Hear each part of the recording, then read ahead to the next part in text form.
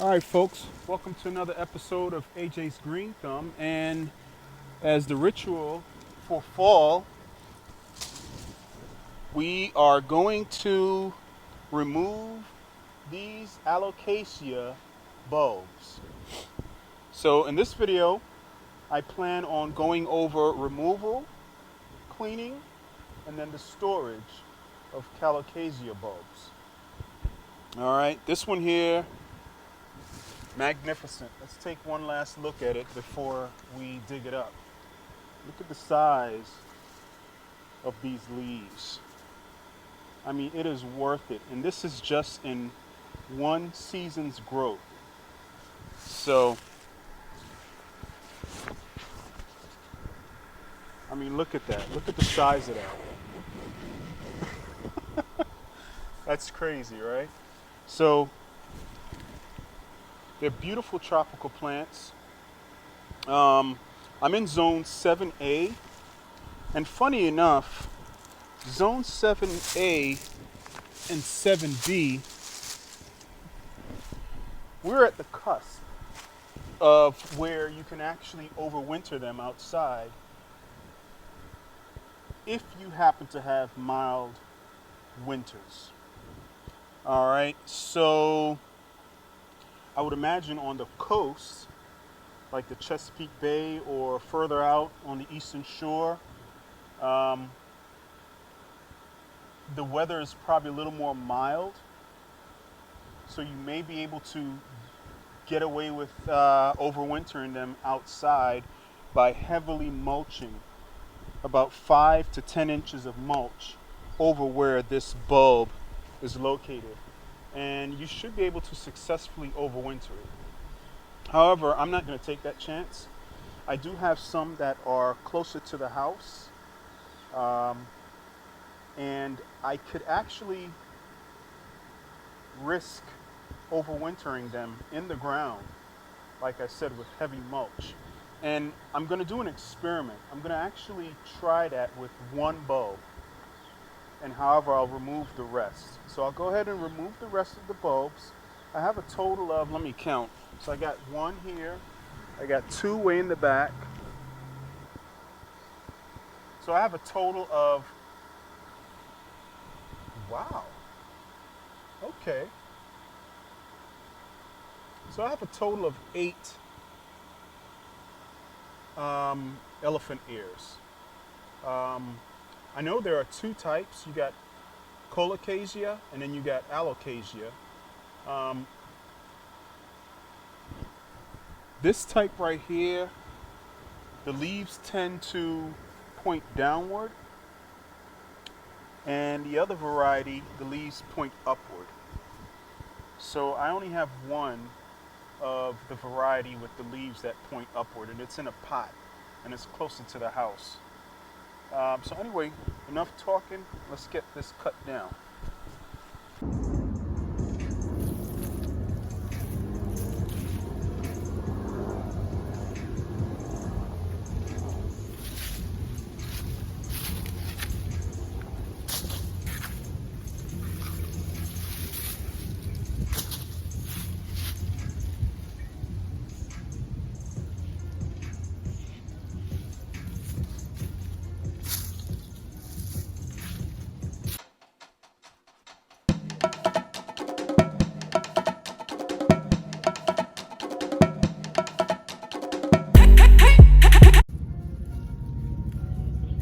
It's a beast.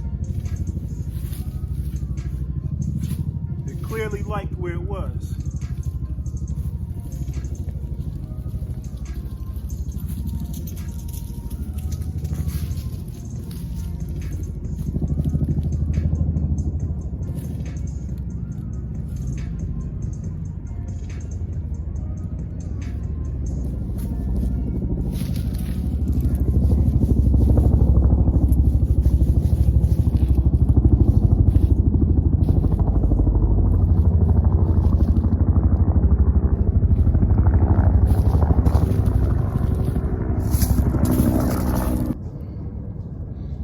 All right, guys, so check this out.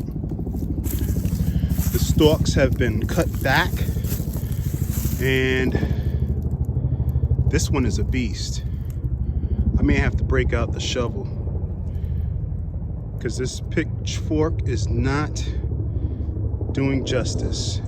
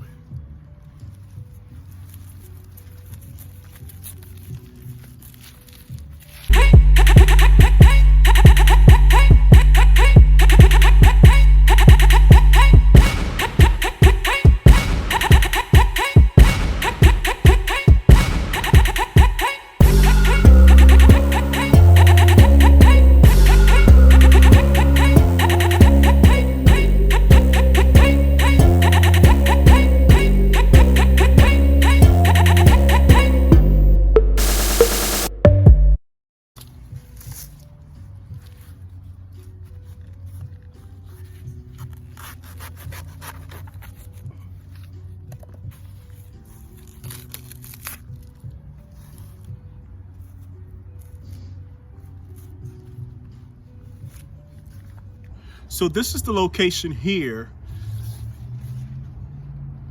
in between the house and the stairs of the deck, that is probably 5 to maybe 10 degrees warmer than out in the rest of the yard.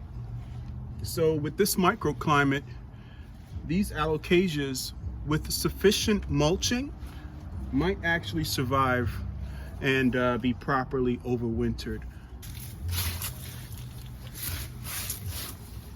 So sad removing these, I tell you, it's so sad removing these right now.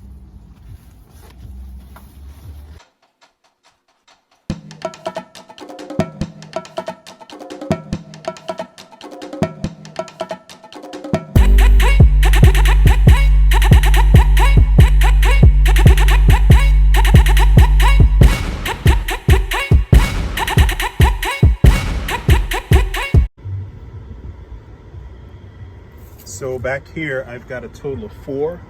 1, 2, 3, 4, all relatively close together. And when I planted them, they didn't seem to be that close. So I believe clearly there's some movement or shifting going on throughout the growing season. This one here is called an alocasia because the leaves point up.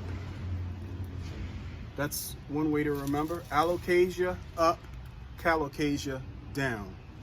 So this alocasia was potted early in the summer. We'll go ahead and pop it out.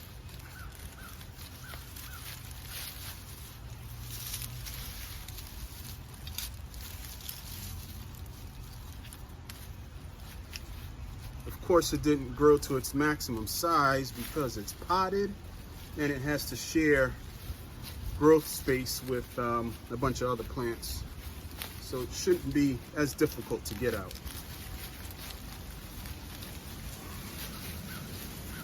Everything else in here, with the exception of the mondo grass, are pretty much annual, so I'm not too much worried about them.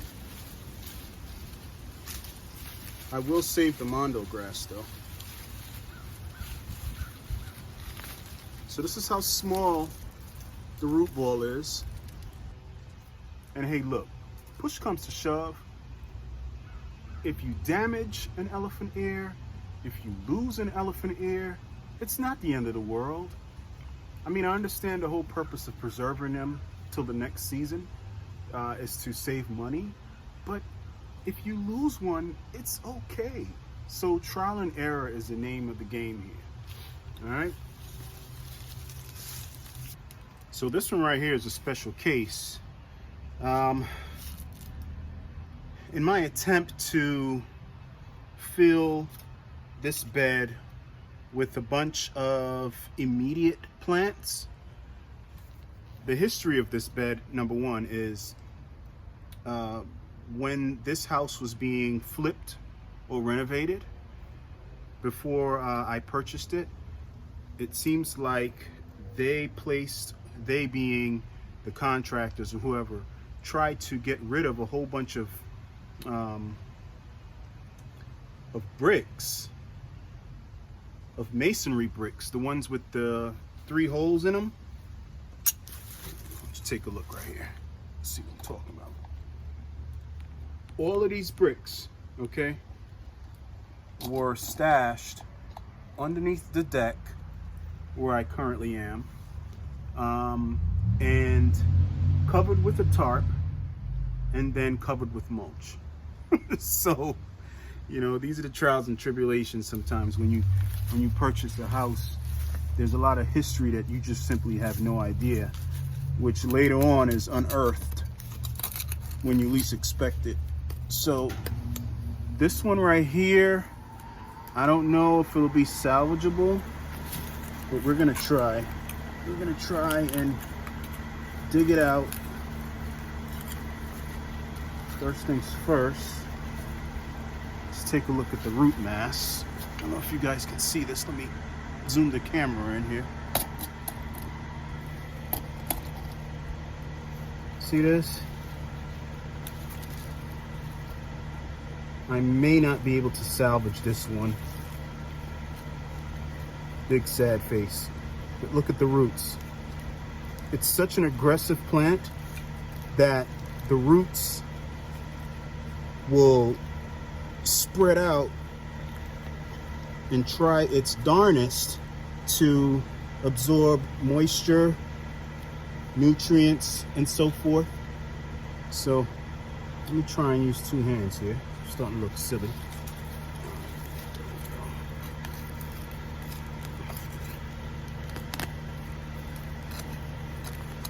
I mean, if it survived staying under these bricks, so here is what we're dealing with here. And I don't want to touch this with my bare hands, because my understanding is that the substance, the sappy substance of elephant ears are very toxic and irritating the skin. Look at this. So I think what happened is the bulb simply disintegrated, and then the roots pretty much went on their own tangent just to keep the plant alive. So now I'm left with a ball mass of roots, and here's the stem. Here's the stem, stalk, whatever you want to call it. So I doubt this will be salvageable. So we'll have to abort this. All right, so let me go ahead and show you guys how I store the elephant ears. All right, guys, so real quick. Now I'm about to store these elephant ear bulbs. And one thing I've done prior to storing is letting them dry off a little bit for several days. Now, if you have an environment that isn't humid or retains moisture, it's ideal for you to go ahead and let them dry off a little bit further from after taking them out of the ground. And let me show you the further procedures that I take before I actually store them. Okay, and we really don't want to make this complicated. It may seem complicated because there are many different versions of removal and storage. Well, I think removal is pretty straightforward, but as far as storage, I tend to see so many varying methods. So just look at how I do it. Okay, so as I've said earlier, I let this kind of dry off a little further, and at the tip you have the joint that the stem took off and grew, okay? And here is the actual bulb. Now, you can see several eyes. These raised bumps are called eyes. So that's next year's growth. Okay. Now, when you handle this material, and you don't use gloves, if you handle this material and you don't use gloves, make sure you thoroughly wash your hands before you touch your face or eat anything, because it supposedly is quite toxic. So this joint area, it starts to deteriorate. So I further cut it down.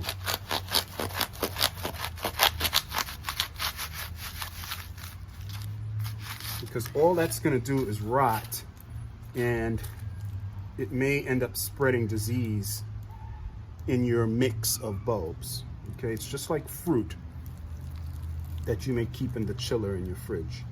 All right, so knock off excess dirt. You can use a stiff bristle brush for this if you so choose. Okay. And you can take this a step further and spray it with some antifungal spray, or use a powder. But my experience, I don't need to do that.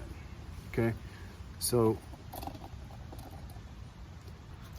what I use to store my bulbs is something that has holes for ventilation. Okay, because throughout the winter months, you still want everything to breathe.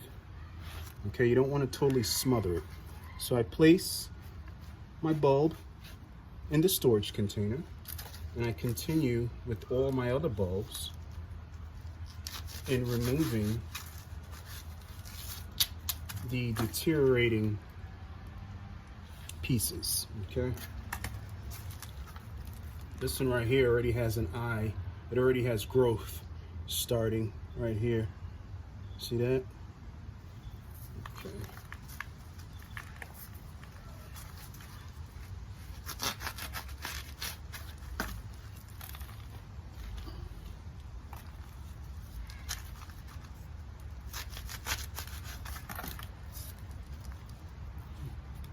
Here's the last one. Now here's where folks like to make this complicated, because in storing your bulbs, you have to consider your climate. Consider your zone, your microclimate. It may be humid, it may be a drier area, and you have to take that into consideration for your storage medium. Now for me, I use peat moss. One year I even used shredded paper. So the list is endless. So this year I plan on using peat moss.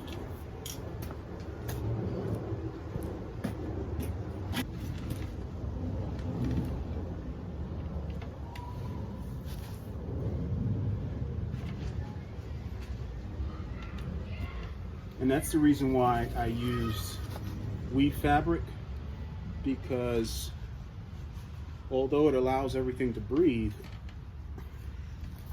it retains all of these fine particles inside the storage container. So that's really it for me, as far as I'm concerned. This is all I do. And I keep it in a cool, dry, dark place all winter long. And I may check on it every month or so. And if it's too hard and too dry, I may spritz it with a little bit of water. Really that simple. And this I'll cover up with some burlap, just to kind of keep everything, you know, contained. It's in an area, it's going to be in an area where it will be undisturbed, so I'm not really too much worried about it being messed with. So let me show you where I store them.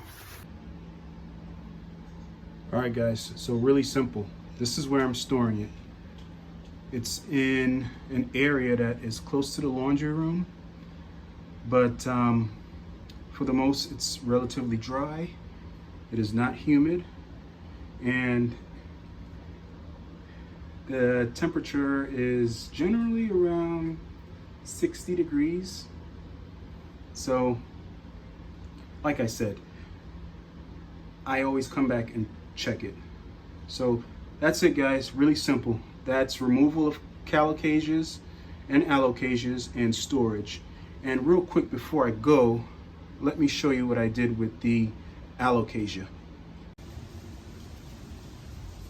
So I just potted up this alocasia, and I'm gonna test it out by bringing it inside, overwinter it inside, and see how that works out.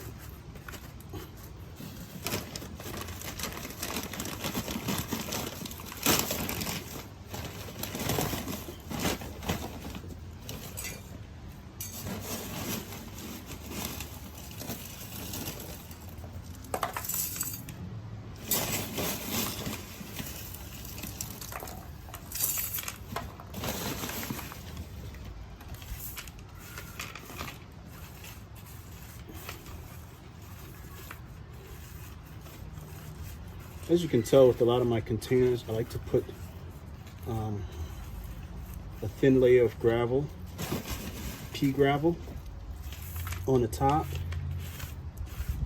And what it does is it prevents a lot of splashback, and it allows the water to saturate a little easier and more evenly displaced, at least my experience. So I have it in this little nursery can, but what I'm going to do is get a decorative pot, something like that, put it in the house, and then put the nursery can inside the decorative pot. So just water this in.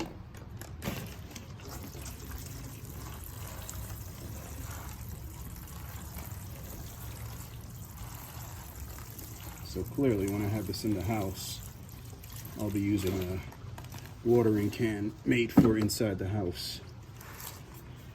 Just make sure that water comes out the bottom. You got good drainage. And hopefully it can put on some growth. Let's get a better view here.